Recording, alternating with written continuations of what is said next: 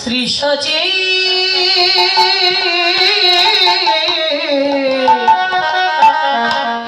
নন্দনগরা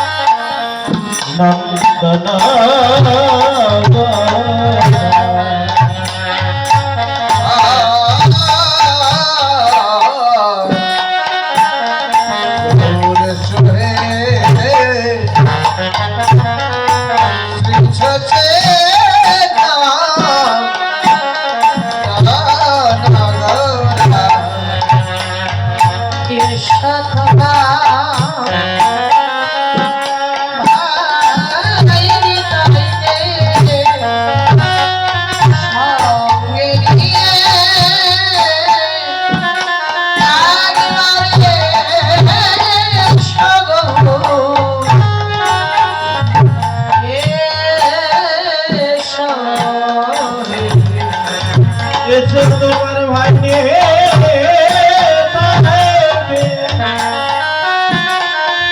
সঙ্গে লয়ে আগে মারে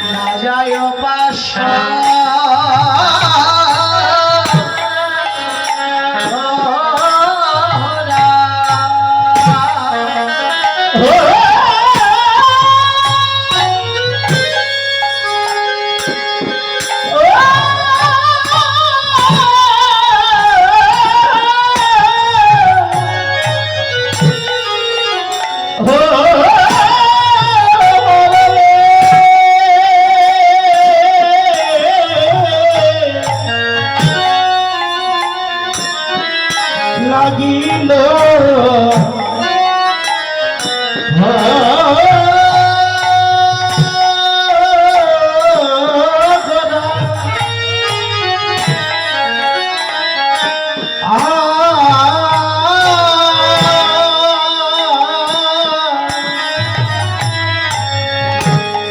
রবে না যায়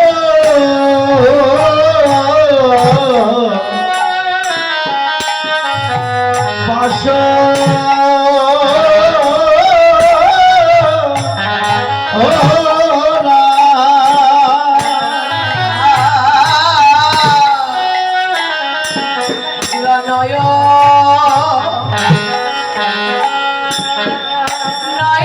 নয়নে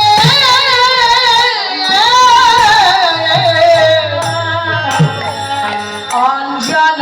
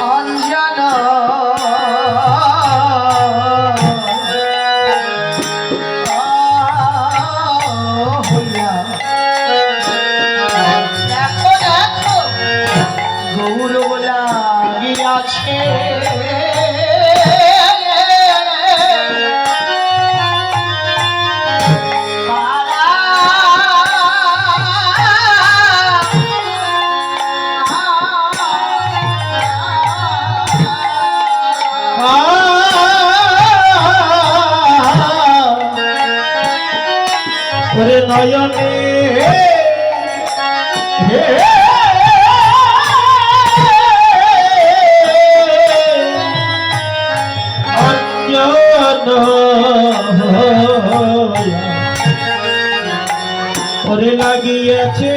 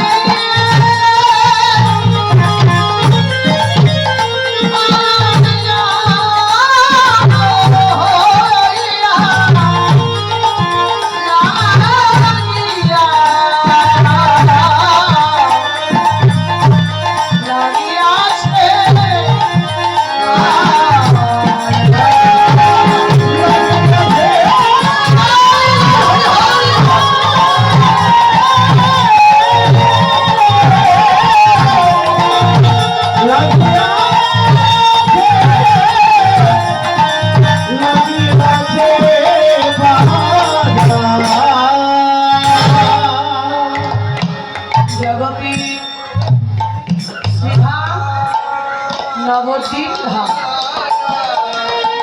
লীলা স্মরণের বিষয় শ্রী গৌর গোবিন্দের রূপ বর্ণনা লীলা। যারে দেখেনি নয়নে তারে ভজিব কেমনে। যে গৌর গোবিন্দের রূপ মাধুরীমা আমার নয়নে কোনদিন দর্শন করার সৌভাগ্য হলো না, যেরূপ আমি কোনদিন নয়নে দর্শন করতে পারলাম না, সেই রূপের বর্ণনা আমার এই পাপ রসনা, এই পাপ রসনায় সেই রূপের বর্ণনা করা কখনোই সম্ভব নয়। তবে আপনারা বৈষ্ণব বৈষ্ণবী গৌর ভক্ত কৃষ্ণ ভক্ত ভক্তিমতী মায়েরা কৃপা করে যেটুকুই বলাইবেন, হয়তো এর মাঝে আবার যৎকিঞ্চিৎ প্রকাশ পেতে পারে, এর মাঝে কথায় রসাভাস হবে, অনেক ভুল হইবে। নিজ সন্তান নিজ ভূমি মনে করে সকল অপরাধ ক্ষমা দৃষ্টিতে দেখবে। জগতের প্রতি লক্ষ্য করে দেখবেন, সন্তান যদি মহা অপরাধী হয়, মহা অপরাধী হয়েও যদি একবার পিতা মাতার নিকটে করজোড় করে প্রার্থনা করে বলে, বাবা মাগো আমি যে তোমাদের ওই চরণের অপরাধী, একেবারে নিজগুলি কৃপা করে আমার এই অপরাধ তোমরা ক্ষমা করে না। পিতা মাতার কাছে সন্তান অনেক অপরাধ করেছে, কিন্তু সন্তান একবার যদি বাবা মার কাছে ক্ষমা চায়, বৎসল পিতা মাতা কি আর সন্তানকে ক্ষমা না করে কখনো ওই সন্তানকে লাঠি মেরে দূরে ছুঁড়ে ফেলে দিতে পারে? যতই অপরাধ করে সন্তান ক্ষমা চাই বা মাত্র পিতা মাতা সন্তানকে নিজ করে কৃপা করে ক্ষমা করে ওই সন্তানকে বক্ষে তুলে ধরে। কথাটির তাৎপর্য হলো, পিতা মাতা যেমন সন্তান বৎসল, তেমনি ভগবান গৌর হরি হলেন ভক্ত বৎসল। ভক্ত যদি মহায় অপরাধী হয়ে একবার গৌর চরণে নিবেদন করে, গৌর হরি কখনো ওই ভক্তকে কৃপা না করে ক্ষমা না করে দূরে ছুঁড়ে ফেলতে পারে। তবে তত্ত্বজ্ঞ বললেন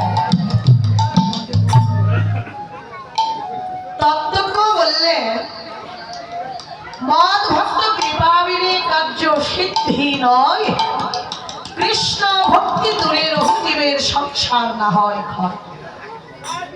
মদ ভক্ত কৃপা বিনে, ভক্তি কৃপা না হলে এই জগৎ জীব কখনো সংসার বন্ধন থেকে যেমন মুক্তি লাভ করতে পারে না, ভক্তির কৃপা না হলে কখনো আমার ভগবানের কৃপাও লাভ হয় না। তো এখানে আপনারা হলেন মদ ভক্ত, যারা বসে বসে নিশি জাগরণ করে গৌর কথা, হরি কথা, কৃষ্ণ কথা, লীলারস মাধুরী স্মরণ করছেন, শ্রবণ করছেন। তাই আপনারা হলেন মদ ভক্ত। আপনাদের যদি কৃপা হয় তবেই তো গৌর হরি কৃপা হবে। নিজগুলি কৃপা করবেন, আমি যেন আপনাদের সম্মুখে দাঁড়িয়ে কিছু গৌর কথা, কিছু কৃষ্ণ কথা বলতে পারি। বলার মতো তো নাই বিদ্যা বুদ্ধি ভক্তি শ্রুতি সাধক সৈন্য ভজন বিহীন নারী। যেটুকুই বলাইবে হয়তো যৎকিঞ্চিৎ প্রকাশ পাবে, এর মাঝে কথায় রসাভাস হবে, ভুল হবে, অনেক ভক্তের অন্তরে আঘাত লাগতে পারে। এই সন্তান নিজ ভক্তি মনে করে সকল অপরাধ ক্ষমা দৃষ্টিতে দেখবে। তাই আপনাদের শ্রী চরণে আবারও আমার শত শত সহস্র কোটি প্রণাম রইল। শ্রীধাম নবদেব ধাম, শ্রী সচিনন্দন বহু সুন্দর বিষ্ণু প্রিয়াজির প্রাণ বধুয়া গদাধরের প্রাণ বল্লভ, এই অনন্ত অনন্ত কোটি জগৎ জীবের একমাত্র সাধনার্ধ কলির পাপন অবতার শ্রী গৌরাঙ্গ সুন্দর। যোগী পাই নাই জানি যুগ সাধন বিনে, পণ্ডিত পাই নাই জানি পাণ্ডিত্য জ্ঞানে, ভক্ত পাই নাই জানি প্রেম ভক্তি বিনে। সেই ভগবান আজ ভগবত্ব ভুলে গিয়ে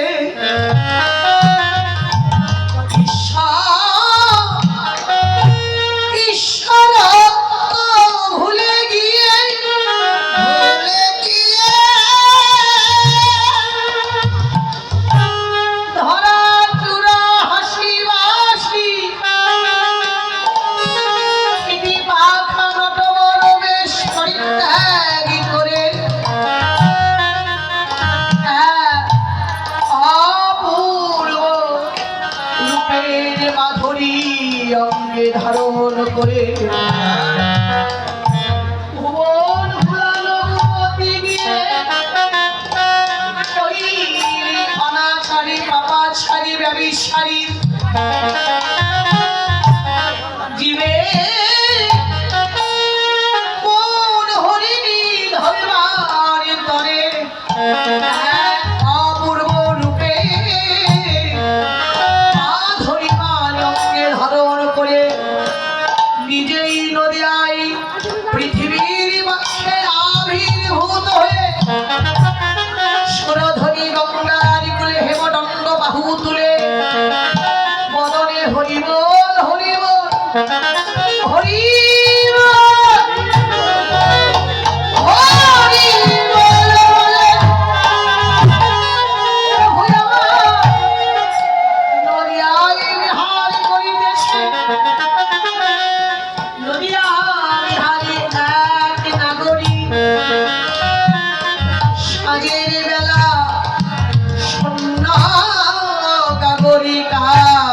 করে গিয়েছিলেন সুরধ্বনিতে জল ভরিতে, সুরধ্বনিতে জল ভরিতে গিয়ে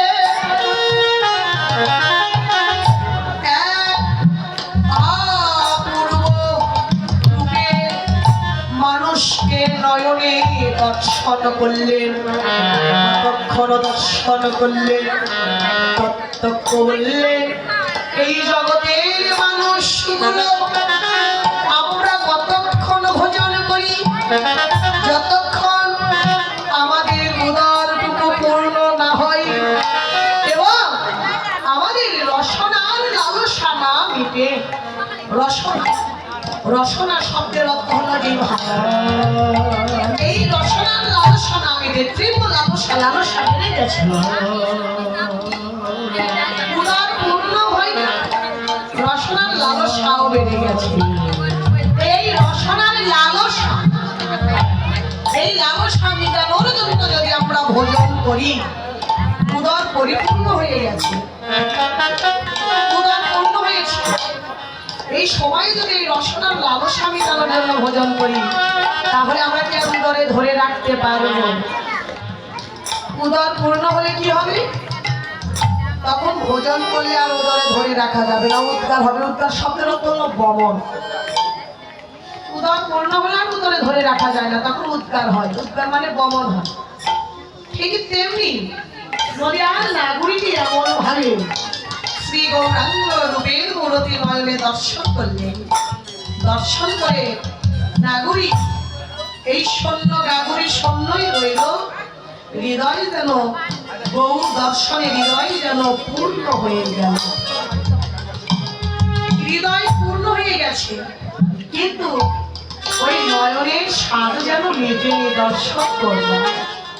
আমাদের যেন যেমন রসনা লালসা বেড়েছিল, তীব্র লালসা, নদিয়ার নাগরিকীর নয়নের দর্শন করিবার লালসা যেন বেড়ে গেছে, এমন ভাবে দর্শন করছে, উদরপূর্ণ হয়ে গেছে, দর্শন করে চলেছে। এই সময়ে যেন আর বক্ষে ধরে রাখতে পারলেন না শ্রী গৌরাঙ্গ রূপের কথা।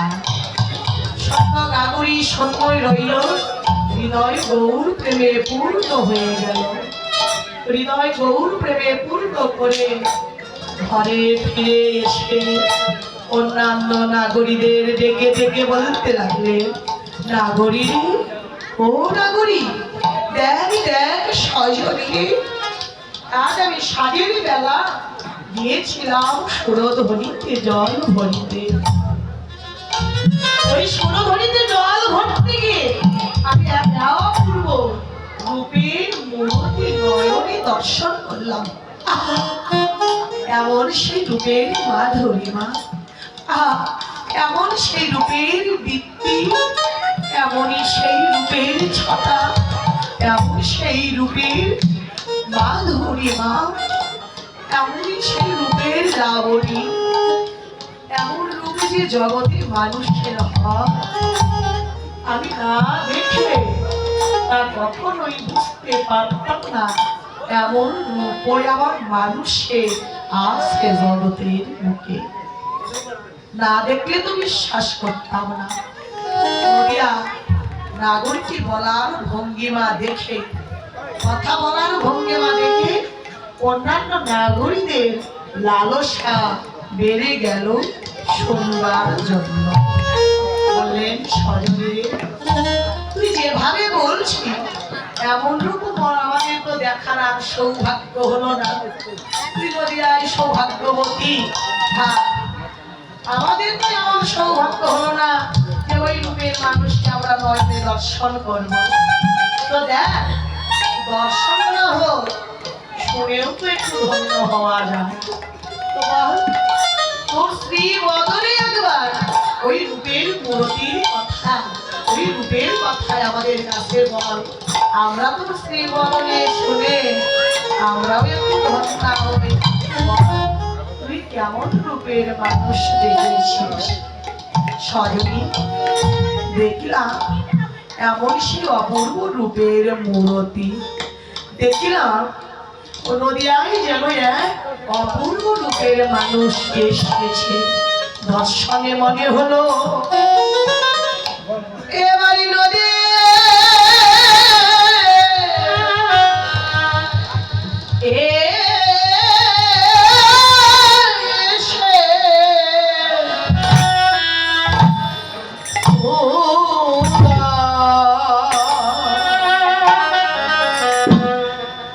উদয়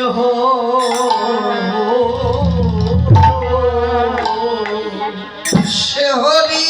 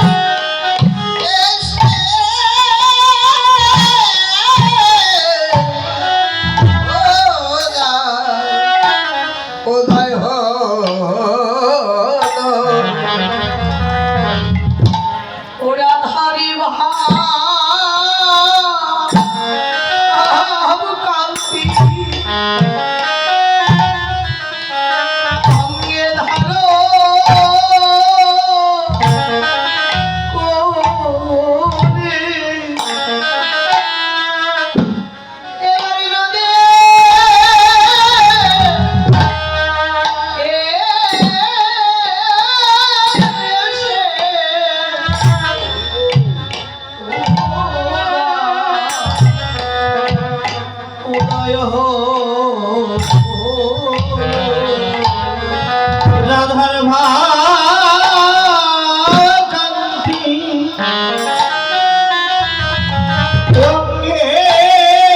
অঙ্গে ধরে সে নদিয়া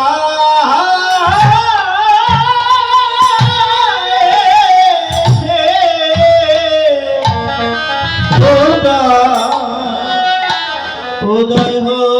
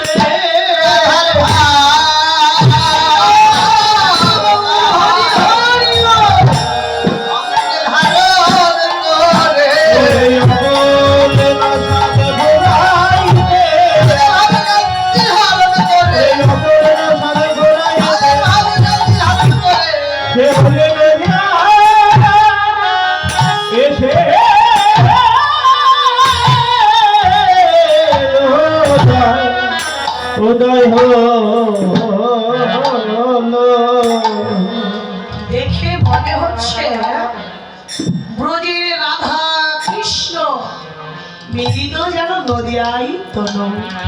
দর্শনে মনে হলো যেন একই দেহে গৌরের মধুর বৃন্দাবনের যুগল বিলাস। তত্ত্বজ্ঞ বললেন হবে না কেন ভাই, বৃন্দাবনের রাধাকৃষ্ণ এক আত্মা দুই দেহ ধরি ওর নাম বিলাস রস আস্বাদন করি। এবারে রাধাকৃষ্ণ দুই দেহ হইয়া একই ঠাই নদিয়াতে অবতীর্ণ চৈতন্য গোস্বামী। দেখে মনে হলো ওই রূপের মানুষই যেন আমার হৃদয়ে লেগে গেছে, শুধু হৃদয়ে নয় মরমে লাগিল মোরা, না যায় পাশ হরা, আমার মরমে লেগে গেছে। নয়নে অঞ্জন হইয়া লাগিয়াছে পারা।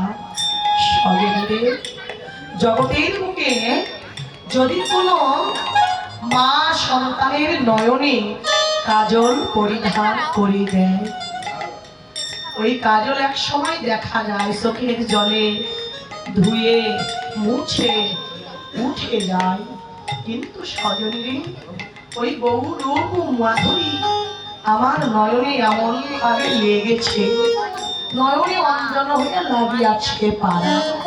মনে হলো ওই রূপের মানুষ এমন ভাবে লেগেছে যেন আর ভোলার কোনো উপায় নাই। সজনীরে শুধুই আমি কেন, নদিয়ায় যদি কোনো ভাগ্যবান ভাগ্যবতী একবার ওই রূপের মানুষের রূপে নয়ন দেয়, বৈষ্ণব পদকর্তা কেঁদে কহিলে গৌর বুঝে হেরেছে।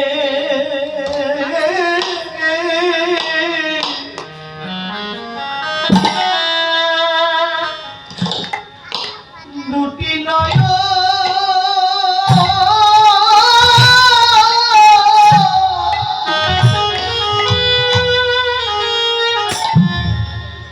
নয়ন কোণে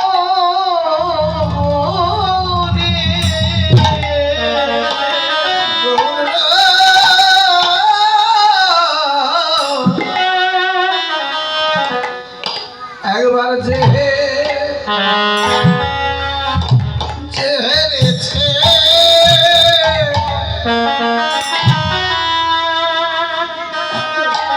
দুটি নয়ন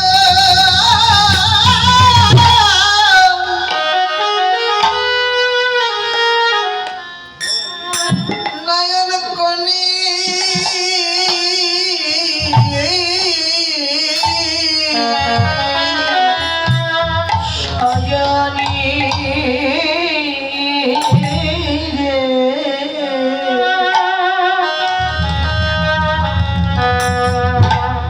ওই বুঝে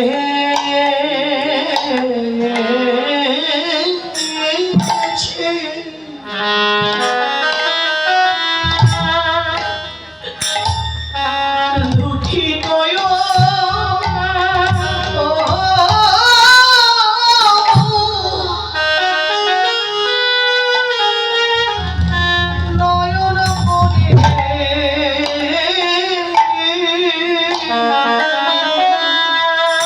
সজনী রে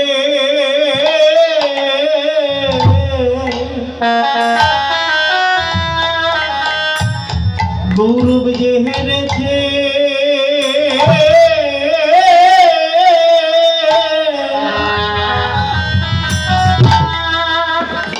দুটি নয়ন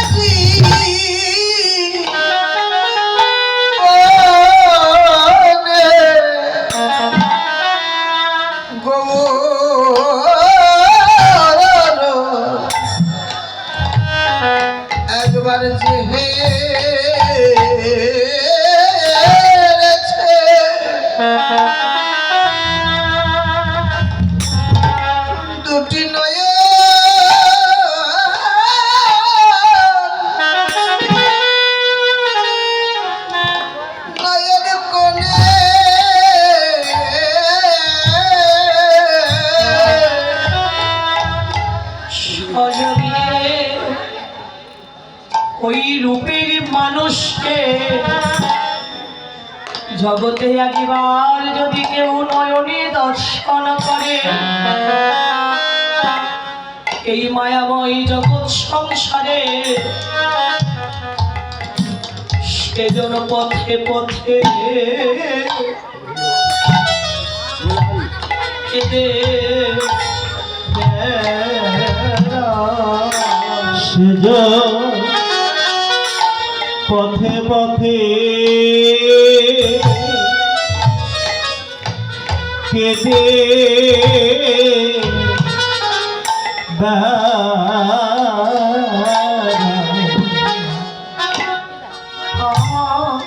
গৌর প্রেমে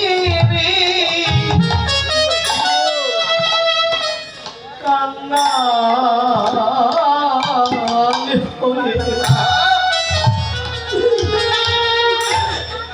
সেজন পথে পথে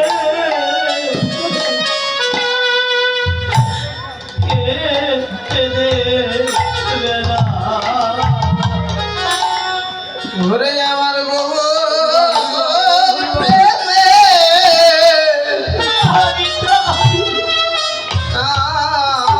কাঙাল হয়ে সেজন পথে পথে কেঁদে বেড়ায়। বদনে হাগৌর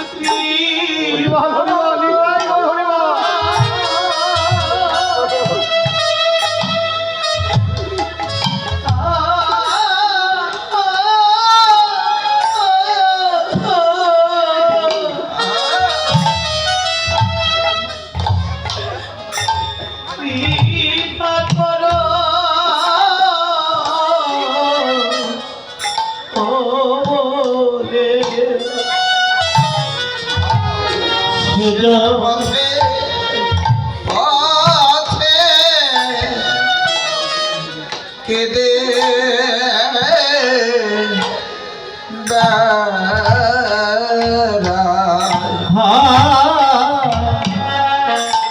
গৌর কৃপা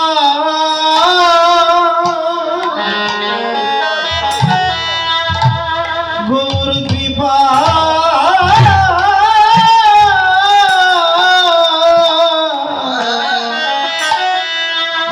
কৃপা কর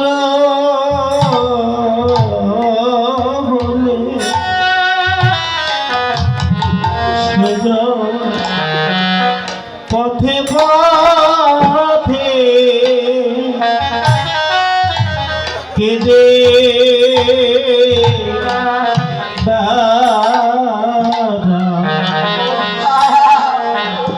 হবে না কেন ভাই? এই মায়াময় জগৎ সংসারে আমার গৌর প্রেমে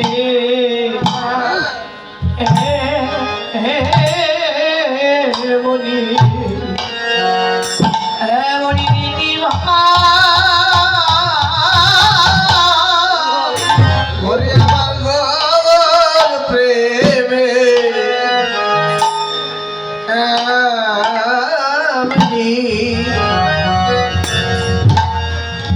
এমনি নীতি ভাই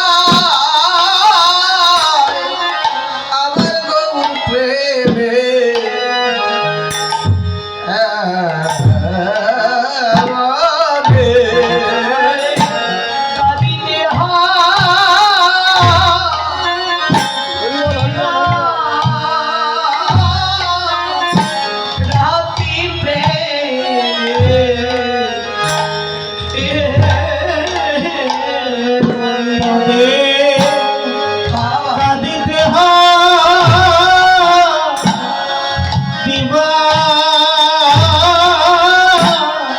রাতি প্রেমে আমনি ও তাদের কাঁদিতে দিবা রাতি প্রেমে আমনে ও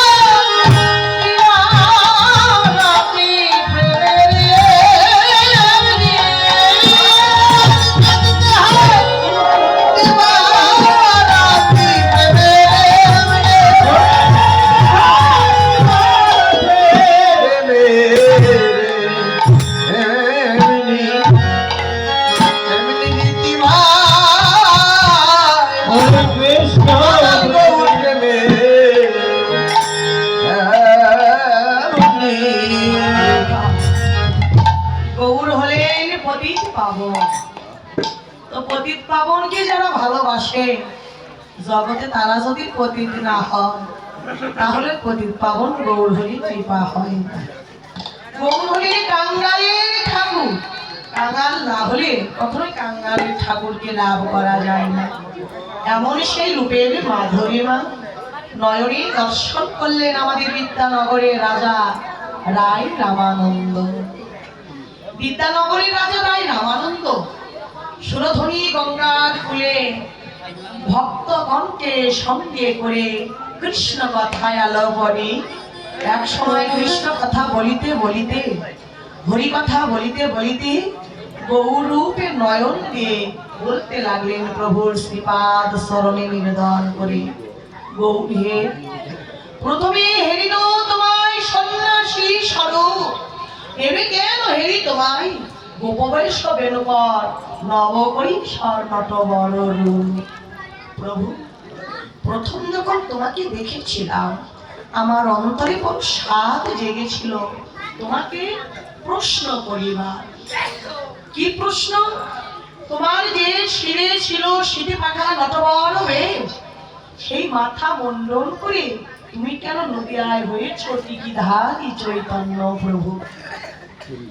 যে পরনে ছিল তোমার পীতবাস, সেই পীতবাস খুলে ফেলি তুমি কেন অঙ্গে ধারণ করেছ কৌপিন দাস?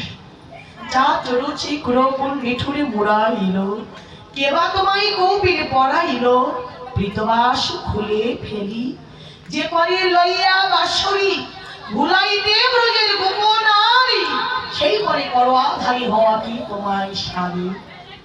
প্রভু, বাম করে করেছ দণ্ড কুমণ্ডল ধারী, আর ডাল করে তুমি এনেছ হরি নাম কৃষ্ণ নাম জপে। ওহে ব্রজের কালো সোনা, তুমি কেন কালো লুকায়ে নদিয়ায় হয়েছ সোনা? স্কন্ধে করেছ ভিক্ষার ঝুলি, হ্যাঁ মস্তকে বেঁধেছ নামা বলি। প্রভু, তুমি যে ভগবান, তুমি যে ব্রজের বনমালী, ওহে ব্রজের বনমালী বলো তুমি নদিয়ায় কেন হয়েছ ভিখারি? ওহে ব্রজের কালো সোনা, কালো লুকায়ে কেন নদিয়ায় হলে সোনা? কে কে দিল তোমায় উপাসনা ব্রজের নটবরকে? কাঙাল শ্রীরূপ কেঁদে বলে, কোটি জনমের ভাগ্যের ফলে ভাঙ্গা গৃহে ভিক্ষা নিতে তুমি ভগবান হয়েছ ভিখারি। তুমি যে ভগবান আর আমি জগতের বুকে কাঙ্গাল, আমি যে ভিখারি। তুমি যে ভিখারির গৃহে ভিক্ষা নিতে এসেছো, তুমি স্বয়ং ভগবান ভিখারির গৃহে এসেছো ভিক্ষা নিতে। এই কাঙ্গালের কি ভান আছে দেব তোমার হাতে তুলে? তুমি যে ভিক্ষা নিতে এসেছো প্রভু, আমার তো দেবার মতো কিছু না। আমি যে বড়ই কাঙ্গাল, তোমাকে যে ভিক্ষা দেব আমার বিয়ে কিছু নাই। তবে আমার কিছু নাই, কিন্তু একটি রত্ন আমি বড়ই যত্ন করে রেখেছি। এই রত্ন কি?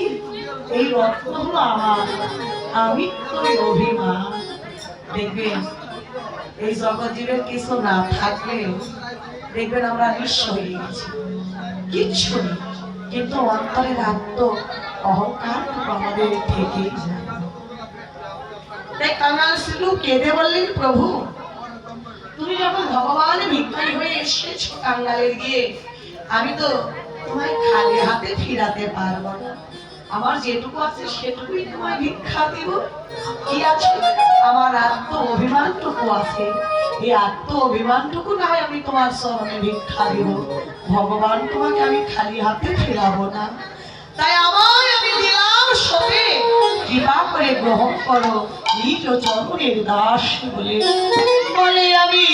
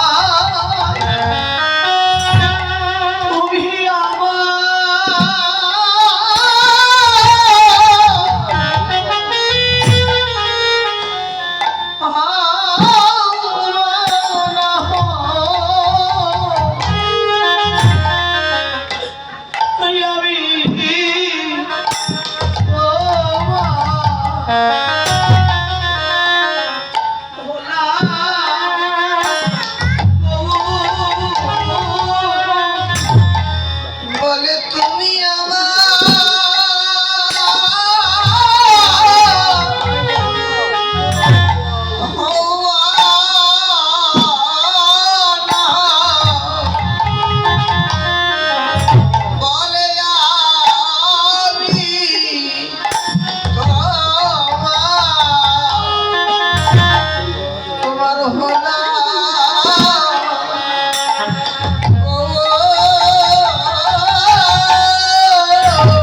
বলে তুমি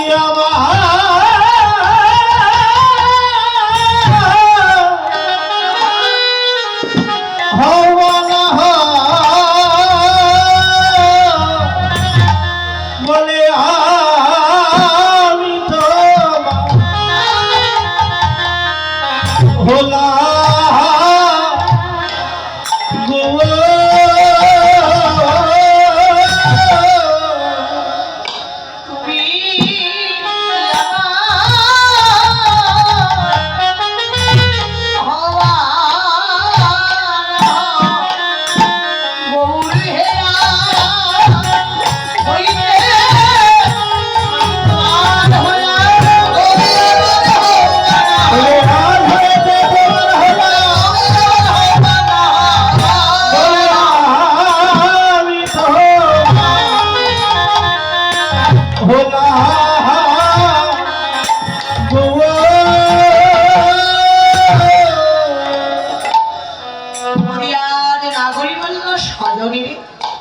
এমনই সেই অপূর্ব রূপের মাধুরী নয়নে দর্শন করতে আমি যেন ওই রূপের মানুষকে আরো ভুলতে পারলাম না।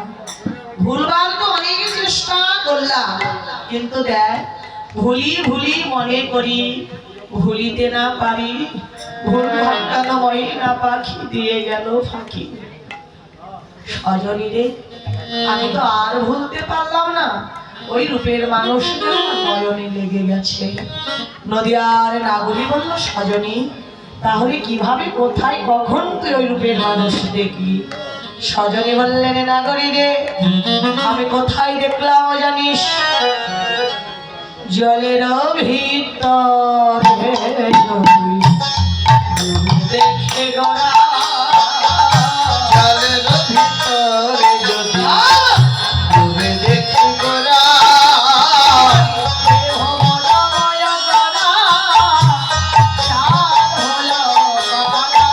ত্রিভুবন মায় গোরা ছাদ হলো পাদা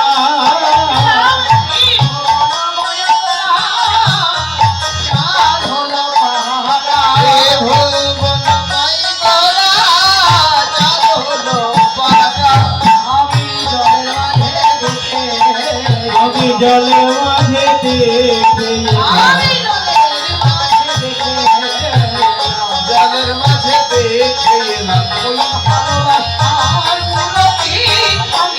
জলের মাঝে দেখে ওরে ভালোবাসার মূরতি খানি জলের মাঝে দেখে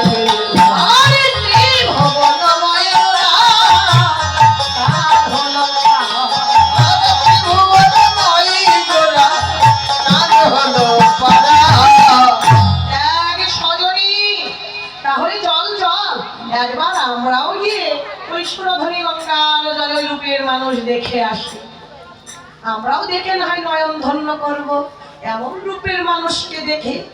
তো ভজন দ্রষ্টা বৈষ্ণব পদকর্তা বললেন, ভক্ত ভাবাবেশে বলল, দেখো নাগরিকগণ, তোমরা যে ওই সুরধনী গঙ্গার জলে রূপের মানুষকে দেখতে যাবে, ওই সুরধনী গঙ্গার জলে যদি রূপের মানুষকে দেখা যেত তাহলে জগতে সবাই গিয়ে ওই রূপের মানুষকে দেখে নয়ন ধন্য জনম ধন্য করত। কিন্তু দেখো গো, ওই নদীর জলে পুকুরের জলে তো কখনো গৌর মূরতি দর্শন হয় না। তাহলে কোথায় দর্শন হয়? বললো, কেন? ওই রূপের মূরতি যদি তোমরা দেখতে চাও, একমাত্র যারা ওই রূপের মানুষকে দেখেছে কেবলমাত্র এই দুটি নয়নের জলের মাঝেই দেখা যায়। বললেন, কিভাবে? নয়ন জলে আবার গৌর মূরতি দর্শন হলো কিভাবে? কৃষ্ণ পদকর্তা ভক্ত ভাবাবেশে নদিয়ার নাগরিকগণকে বলেন, নাগরী, যখন ওই নাগরী সৈন্য গাগরী ওই সুরধরিতে জল ভরতে গেল, ওই যমুনার জলে তো আর জল ভরা হলো না, তখন তার অন্তরে ছিল গৌর বিরহ। যখন গৌর বিরহে ওই রূপের মানুষের কথা ভাবিতে ভাবিতে ওই রূপের মূরতি হৃদয় চিত্রপটে ভেসে উঠেছে, গৌর অনুরাগী হয়ে হা কৃষ্ণ গৌর বলে ওই শূন্য গাগুরি বক্ষে জড়াইয়ে ধরলে। যখন ওই শূন্য গাগুরি বক্ষে জড়াইয়ে ধরেছে, নয়নের জলে শূন্য গাগুরি জলে যেন পূর্ণ হয়ে গেছে। আর ওই নয়ন জলের মাঝে গৌর মূরতি কেবল দর্শন করলেন। তো তোমরাও যদি দেখতে চাও, একবার মদনে গৌর বলো, নয়নে গৌর প্রেমে কাঁদো, নইলে তোমার ওই গৌর মূরতি দর্শন করা আর হবে না। নদিয়ার নাগরী বলল, সজনী রে, এমন সে রূপের মানুষ কি আর বলবো। যখন ওই রূপের মূরতি রূপে নয়ন দিলাম, আমার মন প্রাণ সব হরণ হয়ে গেল। তখন আমার মনে হলো, আহা কিবা সেই রূপের মূরতি। সজনী জগতে কে বলে গো রাম ভালো,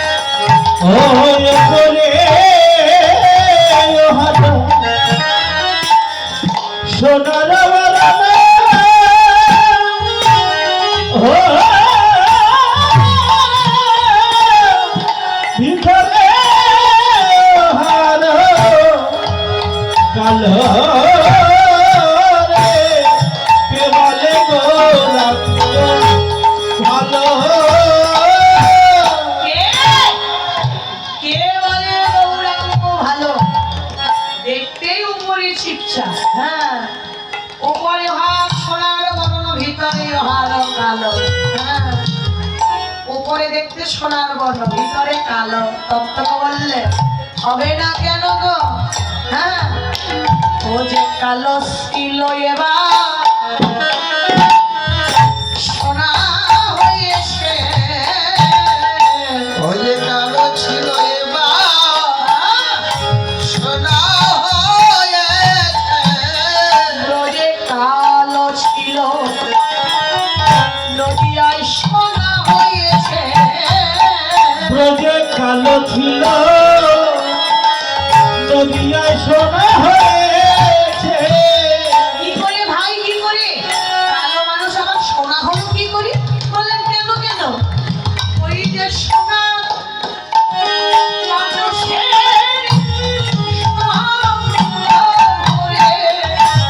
ব্রজে কালো ছিল ব্রজে সোনা হয়েছে।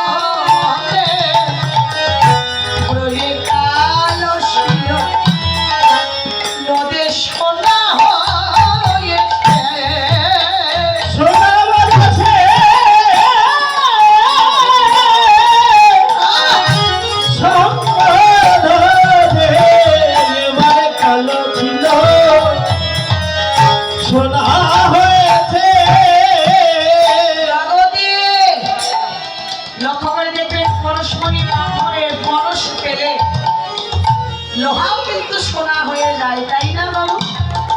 আমার শাস্ত্রে বললে সাধু সঙ্গ সর্বশাস্ত্রে কয়, যাবমাত্র সৎসঙ্গ নিতে জীব কৃষ্ণ প্রাপ্তি হয়। একটি সৌর যদি একদিন দুদিন সাধুর সঙ্গ করে, দেখবেন ওই সাধু সঙ্গ করিতে করিতে সৌর কিন্তু সাধু হয়ে যায়, সে আর সৌর থাকে না। ঠিকই তেমনি সোনার মানুষ হলো কে? সোনার মানুষ কি? সোনার মানুষ হলো শ্রীধাম বৃন্দাবনের প্রেমময় রাধারানী। সোনার মানুষ এই জগতে যে সোনা আছে অনেক দাম, কিন্তু এই সোনার মানুষ নয়, সে হলো একমাত্র কৃষ্ণ কথা সোনার মানুষ। তার মতো জগতে কৃষ্ণ কথা শোনার মানুষ এই জগতে আর কেউ নেই। ওই সোনার মানুষের সঙ্গ ধরে ব্রজের কালো নদিয়ায় এসে শোনা হলো কি করে নিত্যভাবে প্রেমময়ী রাধা গোবিন্দ মিলিত গৌরতন হতে গেছে। আর তখনই রাধারানীর উপর অঙ্গ গলে গিয়ে কৃষ্ণর কালো তনুখানি ঢেকে দিয়েছে। তাই তো আজকে নদিয়ায় গৌর হলেন সোনার বর্ণ। বৃন্দাবনে কৃষ্ণ কালো ছিল না, সেই কালো তনু ঢেকে দিয়ে সোনার বর্ণ হয়ে গেল। তাই শুধু তাই নয় রে, দেখ দেখ দেখিলাম ওপরে ওহার সোনার বর্ণ সাক্ষী গোহারে ওই উপরে উহার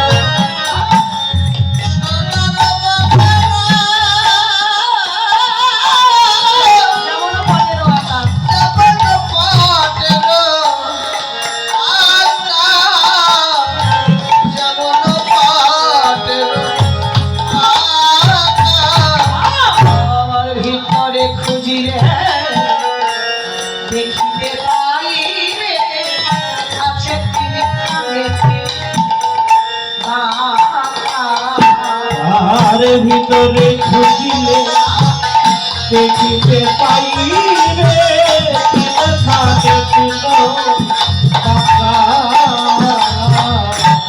তবে বাঁকা ছিল এবার সোজা হয়েছে বাঁকা ছিল এবার সোজা হয়েছে বাঁকা ছিল সোজা হয়েছে বাঁকা ছিল এবার সোজা হয়েছে ওই সোজা মানুষের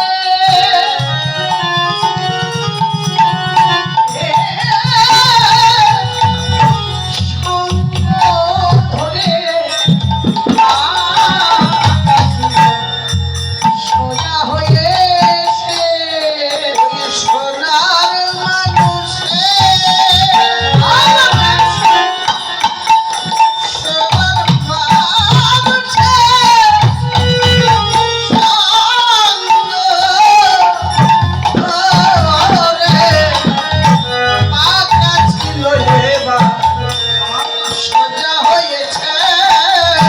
সোজা মানুষের সঙ্গ ধরলে বাঁকা আর বাঁকা থাকতে পারে না, তাই না? তাই তো এই জগতের স্ত্রীগুলোকে তিনটি ভাবে ভাগ করা হয়েছে। যেমন অনেকেই বলে বলে আমি বউ, আবার কেউ বলে স্ত্রী, কেউ বলে সহধর্মী। তাহলে বউ কারা? জগতে যারা স্বামীকে সৎপথে নিয়ে না গিয়ে ওই সিনেমা দেখার জন্য তাড়াতাড়ি করে সিনেমা দেখতে যায়, তাই না? তারা হলে জগতের বউ। আর স্ত্রী কি? জগতে যারা স্বামী একটু টেনে বেঁকা থাকলে তাদেরকে সোজা করে নেয়, তিনি হলো স্ত্রী। আর সহধর্মীকে যাদের স্বামী অবাধ্য কথা শোনে না, আস্তে আস্তে তাদেরকে বাধ্য করে কৃষ্ণ পদে নিয়ে আসে, তিনি হলেন জগতের সহধর্মী। তো সোজা মানুষ কি? শ্রীধাম বৃন্দাবনে একমাত্র সোজা মানুষ হলো প্রেমময় শ্রীমতী রাধারানী। হ্যাঁ, ওই রাধারানীর সঙ্গ পেয়ে ব্রজের তিনখানে তিন বাঁকা মানুষ যেন নদিয়ায় সোজা হয়েছে। কিন্তু হলে কি হবে? কহেন হলে কি হবে বাবা? যার যে স্বভাব তো আর যায় না, যতই সে ভালো হোক না কেন। বলেন উপরে হওয়া সোনার বর্ণ যেমন পটেরও আঁকা, ভিতরে খুঁজলে দেখিতে পাইবি তিনখানে তিন বাঁকা। তো ভিতরে এখনো সে বাঁকায় আছে, উপরে সোনার মানুষ হয়েছে। তো যখন ওই বৃন্দাবনের ভাব, শ্রীকৃষ্ণ ভাব যখন নদিয়ায় অন্তরে প্রকাশ পায়, তখন ওই ভাবগুলো নদিয়ায় প্রকাশিত হয়। তো আজকে নদিয়ার নাগরী বললেন শুধু তাই নয়, দেখলাম কি? দেখলাম ওপরে ওহার সোনার বরণ সাক্ষী ভাবে দেব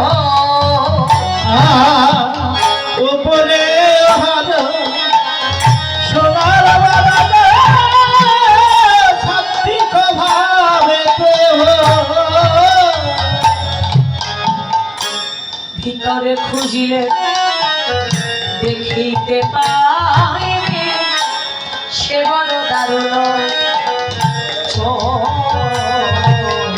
ভিতরে খুঁজিলে দেখিতে পাইবে সে বড় দারুণ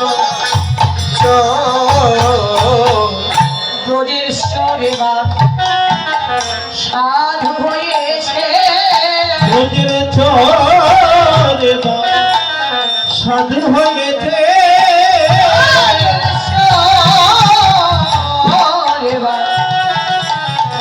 সাধু হয়েছে ব্রজের চরে সাধু হয়েছে ওই শত সাধু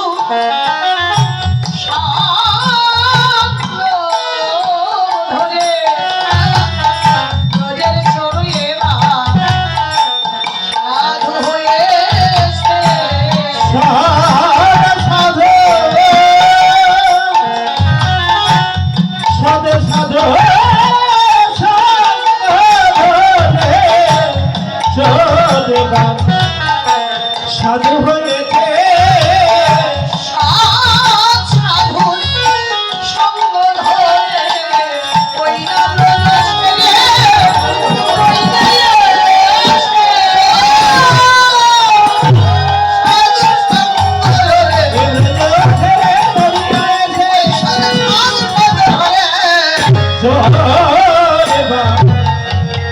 সাধু হয়েছে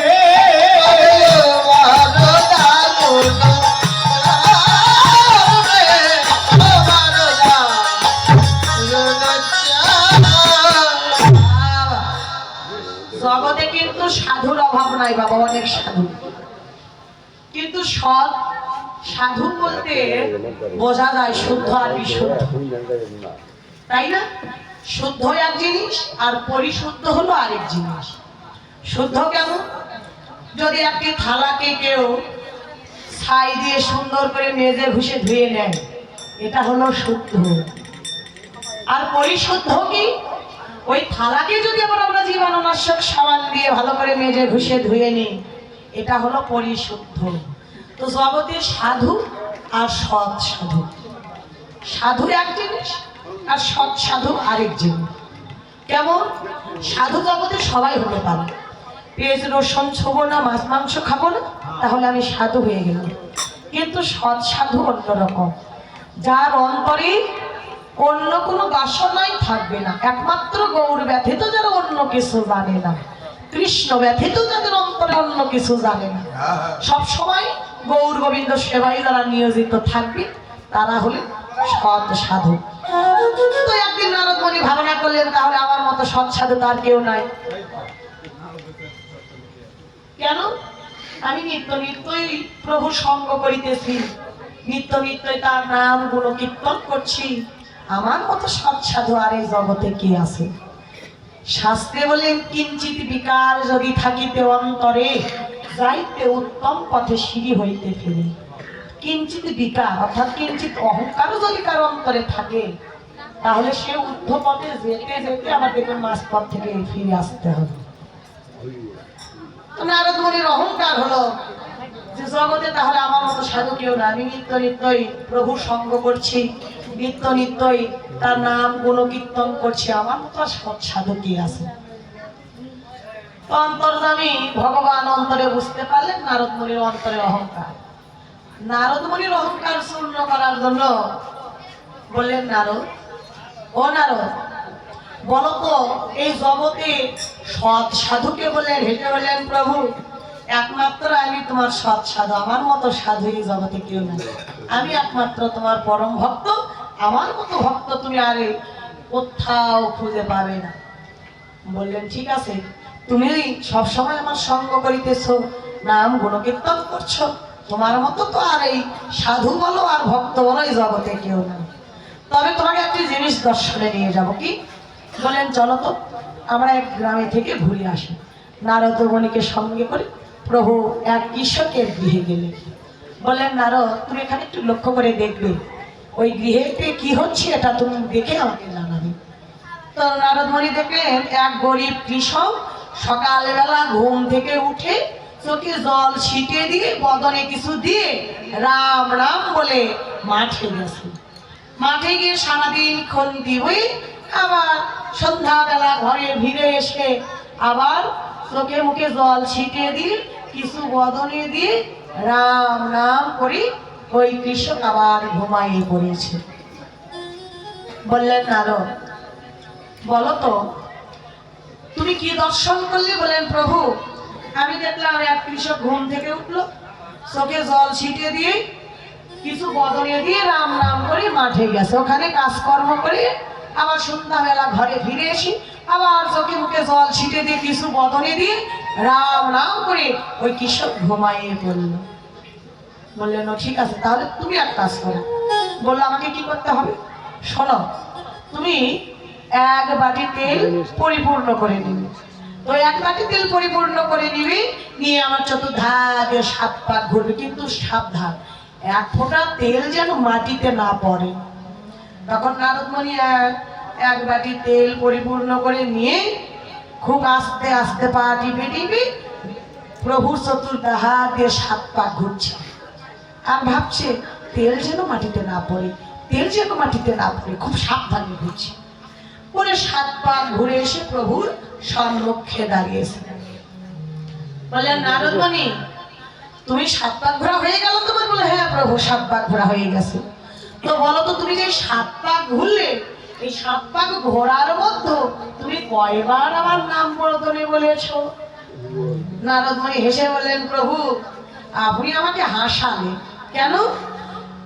আমার তো মন ছিল এই তেলের ভিতর, কখন তেল পরে পরে, তোমার নাম কি আর আমার মনে আছে নাকি? বললেন দেখো নারদমণি, এক ফোঁটা তেল পরার ভয়ে তুমি 7 পাক ভুলে এর মধ্যে একবারও আমার নাম তোমার স্মরণে আসেনি।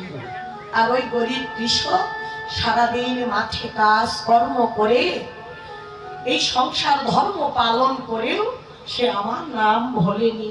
সারাদিন অন্তর হলেও সে আমার নাম করে, সকালে নাম বলে মাঠে যায়, আবার মাঠ থেকে ঘরে ফিরে সন্ধ্যাবেলা আমার নাম করে সে আবার ঘুমাই পড়ে। তাহলে তুমি বলো নারদমণি, আমার পরম ভক্ত কে? বললেন প্রভু, এতদিন আমার অন্তরে অহংকার ছিল যে আমার মতো পরম ভক্ত তোমার কেউ নাই, কিন্তু ওই গরিব কৃষককে দেখে মনে হচ্ছে ওই তোমার পরম ভক্ত। আমি তোমার পরম ভক্ত হতে পারলাম কেন? আমার অন্তরে যে অহংকার ছিল, আজকে ওই গরিব কৃষককে দেখে আমার অহংকার যেন চূর্ণ হয়ে গেল। জগতে বাবা, আমরা আপনারা অনেকেই সাধু, কিন্তু সৎ সাধু নয়। সৎ সাধুকে একমাত্র শ্রীধাম বৃন্দাবনে ব্রজে রায় কিশোরী প্রেমময় শ্রীমতী রাধা রানী, তিনি হলেন সৎ সাধু। বৃন্দাবনেও কিন্তু দুটি সমতার অতি সখী আছে, একটি হলো চন্দ্রাবলী, একটি হলো প্রেমময়ী রাধা রানী। চন্দ্রাবলীও কিন্তু ভক্ত, আবার রাধা রানীও ভক্ত, কিন্তু এদের মাঝে পার্থক্য কি? কেউ হলো তদীয় সুখে সুখী, আবার কেউ হলো মদীয় সুখে সুখী। তদীয় সুখে সুখীকে যে গোবিন্দ সুখে সুখী, আর মদীয় সুখে সুখী যে আমার সুখ, অর্থাৎ আমি সুখে থাকলেই হবে, তিনি হলো চন্দ্রাবলী। আর রাধারানী হলো গোবিন্দ সুখে সুখী। তার মতো বৃন্দাবনের সৎ সাধু এই জগতের বুকে আর কেউ নাই। সেই সৎ সাধু প্রেমময়ী রাধারানী সঙ্গ ধরে নদিয়ায়, ব্রজের সোম যেন নদিয়ায় এসে সাধু হয়েছে। বৈষ্ণব পদবার্তা বললেন সজনী রে, যদি গৌর নাই আসিত, কেমন হইত কেমনে ধরিতাম দে শ্রীরাধার মহিমা প্রেম রস সীমা, জগতে জানা তো কে? নদিয়ার নাগরিক হলো গৌর ছাড়া এমন বান্ধব আর কেউ নাই। সেই এমন বান্ধবী রূপ মাধুরী নয়নে দর্শন করে নদিয়া কেমন দশা ঘটলো নাগরীদের। তেই বলি গোরা রূপ অবিয় বাধা, বলে গোরা রূপ অবিয়া বাধা,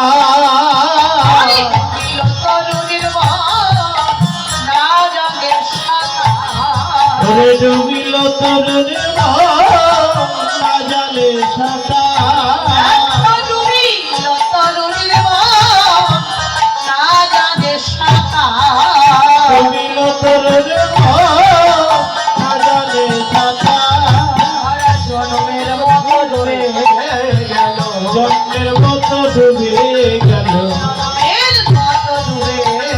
জনমের মতো ডুবে গেল তোমার হলাম বলে জনমের মতো ডুবে গেল। গৌর তোমার হলাম বলে জনমের মতো ডুবে গেল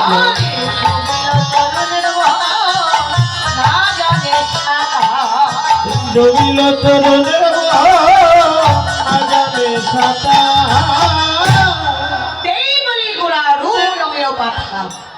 ডুবিল তরুণীর মন না জানে সাঁতার। বৈষ্ণব পদকর্তা বললেন, দেখো যদি কেউ নদীর জলে পুকুরের জলে ডুবে যায়, ওই দেহ মৃত হোক আর জীবিত হোক, সে আবার কিন্তু জলের উপরে ভেসে ওঠে, তাই না? কিন্তু এখানে তারা তো নদীর জলে পুকুরের জলে ডোবেনি, কোথায় ডুবছে? গৌর প্রেম রূপ সাগরে। তো যদি জগতের বুকে কোনো ভাগ্যবান কোনো ভাগ্যবতী গৌর প্রেম রূপ সাগরে একবার ডোবে, এই মায়াময় জগৎ সংসারে তার জাগার আশা আর থাকে না, থাকে না।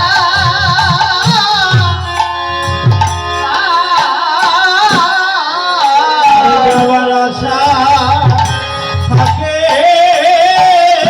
না, থাকে না।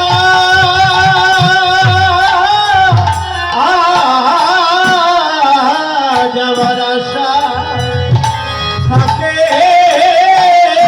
না। চন্দ্র সাগরে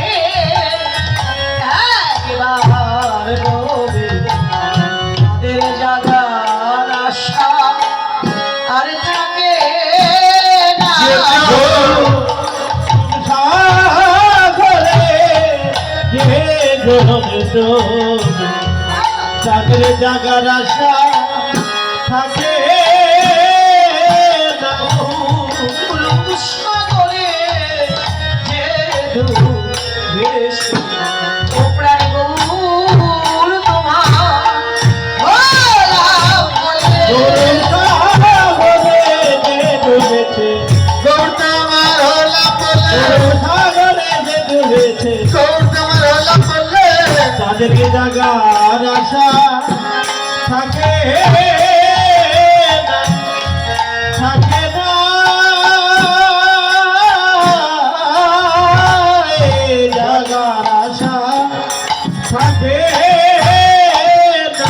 বাসুদেব ঘোষে দেখে নয়ন রাগে বাসুদেব কাছে ডাকে নবয়ন লাগে, আর সোনার বরণ গোরা রূপ হিয়ার মাঝে জাগে। সোনার বরণ ঘোড়ার বিয়ার মাঝে জাগে সোনার বরণ গোরা রূপ হিয়ার মাঝে জাগে। সকল পুত্র হর্ষ বিকাশিত হয়ে